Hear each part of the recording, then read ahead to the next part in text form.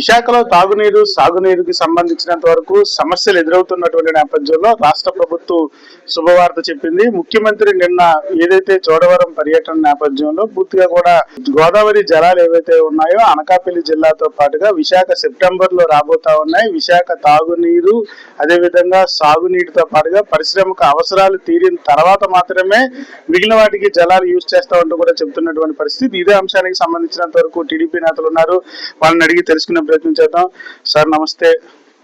మరీ ముఖ్యంగా విశాఖలో డేటా సెంటర్ ఏర్పాటుతో విశాఖలో మంచినీళ్ళు అడుగంటున్నాయని చెప్పేసి ప్రధానంగా చర్చ జరుగుతా ఉంది సోషల్ మీడియాలో కానీ బయట కానీ జనాలు కానీ. సెప్టెంబర్ నాటికి గోదావరి జలాలు రాబోతా ఉన్నాయి. ఏ ప్రాతిపదికన యూజ్ చేయబోతా ఉన్నది ప్రభుత్వం? సెప్టెంబర్ ఫస్ట్ పేజ్ లో అనకాపల్లి జిల్లా, తర్వాత విశాఖ జిల్లాకు వస్తున్నటువంటి పరిస్థితి. ముఖ్యమంత్రి స్వయంగా సాగు తాగు పరిశ్రమల అవసరాల తర్వాత మాత్రం ఇస్తామని చెప్తా ఉన్నారు. విశాఖలో గ్రౌండ్ వాటర్ తగ్గిపోవడానికి డేటా సెంటర్లకు కానీ దీనికి ఏమైనా కనెక్షన్ ఉందంటారా ఏంటి సార్? పూర్తిగా ఫస్ట్ ఆఫ్ ఆల్ మనం మాట్లాడుకోవాల్సింది, ఎప్పుడు కూడా తెలుగుదేశం పార్టీ ప్రభుత్వం కానీ కూటమి ప్రభుత్వం కానీ ఉన్నప్పుడు ఫస్ట్ ప్రయారిటీ ఈ ప్రతి చుక్కని, చంద్రబాబు నాయుడు గారు చెప్పేది ఎప్పుడు కూడా ప్రతి చుక్కని కూడా వేస్ట్ చేయకూడదు, ఖచ్చితంగా ప్రతి సేద్యాన్ని మనం ఉపయోగించుకోవాలి, ప్రతి నీటి చుక్కని నీటి బొట్టును ఉపయోగించుకోవాలని చెప్తా ఉంటారు. దాని స్థానే అనేక ఈ డ్యామ్స్ కానీ, లేదా చిన్న కాపర్ డ్యామ్స్ కానీ, చెక్ డ్యామ్స్ కానీ, లేకపోతే నీటి ఇది ఇంకుడు గుంతలు అప్పుడు కూడా ఈ రూల్ పెట్టారు. ప్రతి ఇంట్లో కూడా ప్లాన్ కు ముందు ఒక ఇంకుడు గుంత కడితేనే, ఇంకుడు గుంత చూపిస్తేనే ప్లాన్ రిలీజ్ అవుతుంది. ఇది కూడా పెట్టింది కూడా చంద్రబాబు నాయుడు గారు. ఎందుకు? ప్రతి నీటి బొట్టుని కూడా ఇంకితే కనుక దాన్ని మనం చేస్తామని చెప్పి. అట్లాంటిది లాస్ట్ ఇప్పుడు ఇది కూడా బుడసల్లో కూడా ఎండిపోవడానికి కారణం ఏంటి? ఏమి చేయలేదు. అక్కడ ఇంతకుముందు ఆన్లైన్ కూడా కబ్జా చేయడానికి ప్రయత్నించిన విషయం మీ అందరికీ తెలుసు.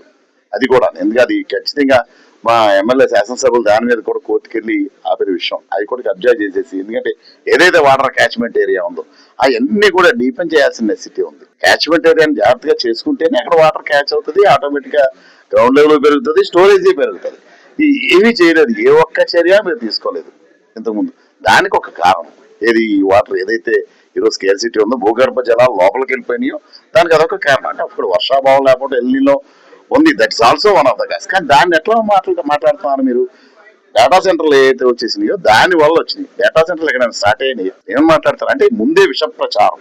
ఒక డేటా సెంటర్ వచ్చేస్తుంది, లేకపోతే విశాఖపట్నం బాగుపడిపోతుంది, విశాఖపట్నం అంతా బాగుపడిపోతే ఈ మంచి అంతా కూడా కూటమి ప్రభుత్వానికి వెళ్ళిపోద్ది అని ఒక దురుద్దేశపూర్వకమైన ఉద్దేశంతో మీరు డేటా సెంటర్ వల్ల వాటర్ స్కేర్సిటీ ఏమన్నా మాట్లాడడానికి అర్థం ఉందా?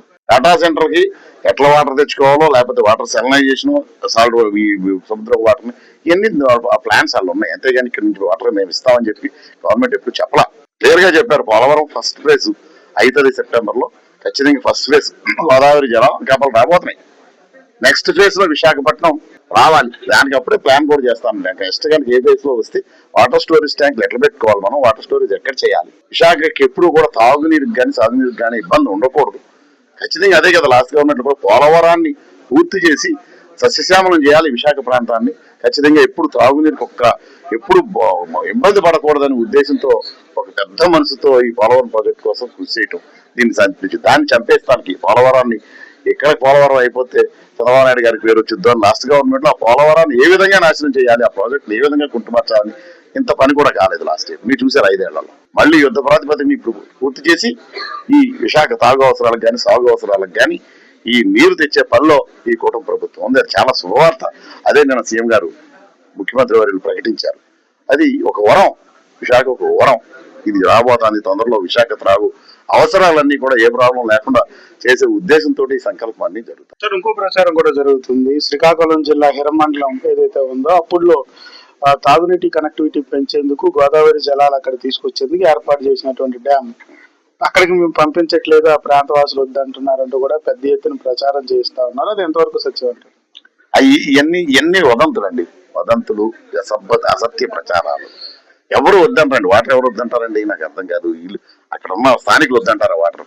ఇప్పుడు కొంత ఏరియా ఎప్పుడైనా సరే ఒక ఇది వెళ్తున్నప్పుడు కొంత ఏరియాలో ఎక్కువ చేయటం, లేకపోతే ఇవన్నీ జరుగుతాయి. అవన్నీ జరగకుండా అవసరాలు ఎలా తీరుతాయి? అక్కడ సాగునీరు ఎలా వెళ్తుంది, మిగతా పొలాలు ఎలా బాగుపడతాయి, లేకపోతే మిగతా అవసరాలు ఎలా తీరుతాయి? దీని ఏదో విష ప్రచారాలు ఇవన్నీ ఏది చేసినా ప్రాజెక్ట్ చేస్తున్నారంటే దాన్ని ఏదో రంగు. ఇప్పుడు ఆ రోజు తెలుగు గంగ ప్రాజెక్టు అమ్మగారు చేశారు. ఈ రోజుకి కూడా చెన్నైలో ఈరోజు వాటర్ తాగుతున్నారు, నీళ్లు తాగుతున్నారు అంటే అన్నగారు చేసిన తెలుగుగంగ ప్రాజెక్టు ఫలితం. అది భావి తరాలకు పోకూడదు ప్రాజెక్ట్ చేస్తే. అది ఇవాళ వచ్చేసి రేపు పోయేది కాదు, చరిత్రలో నిలిచిపోతారు వీళ్ళందరూ కూడా. చంద్రబాబు నాయుడు గారు అండ్ నందమూరి తారక రామారావు గారు వీళ్ళందరూ కూడా ఇలా చరిత్రహీనులు కాదు, చరిత్ర పురుషులు. అంటే మరొకటి, పుష్కరాల ముందే తీసుకొస్తా ఉన్నారు కదా, పుష్కర ఘాట్లు కూడా ఏర్పాటు చేస్తారా? పుష్కర ఘాట్లు ఏర్పాటు చేస్తారండి, దానికి ఏముంది. పుష్కరం ఖచ్చితంగా, గోదావరి పుష్కరాలు ఖచ్చితంగా జరుగుతాయి వచ్చే సంవత్సరం. చాలా సస్యశ్యామలంగా, చాలా ఆనందంగా గోదావరి పుష్కరం. అనకాపల్లి, విశాఖలో కూడా, ఎందుకంటే సెప్టెంబర్ లో వచ్చేస్తున్నా. అదే అది పుష్కరాలు చేసేది గోదావరి వాటర్ కాదు, గోదావరి ఒడ్డును చేయాలి, వాటర్ లో కాదు. గోదావరి నీళ్ళు ఎక్కడైనా ఇప్పుడు కూడా తాగుతున్నాం మనం గోదావరి నీరు, అట్లా కాదు, అది కాదు కదా. పుష్కరాలు చేసేది గోదావరిలోనే చేస్తాం, గోదావరి ఒడ్డును చేయాలి. సార్, ఎలా చూడొచ్చు అంటారు? రావడాన్ని హర్షిస్తా ఉన్నారా? ఎలా అనిపిస్తా ఉంది? క్రెడిట్ జోరీ కూడా వస్తా ఉన్నాయి ఈ మధ్య.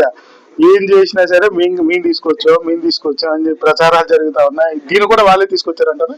మీకు అందరికీ తెలుసు, మళ్ళీ మాతో చెప్పించడానికి అందరికీ తెలుసు.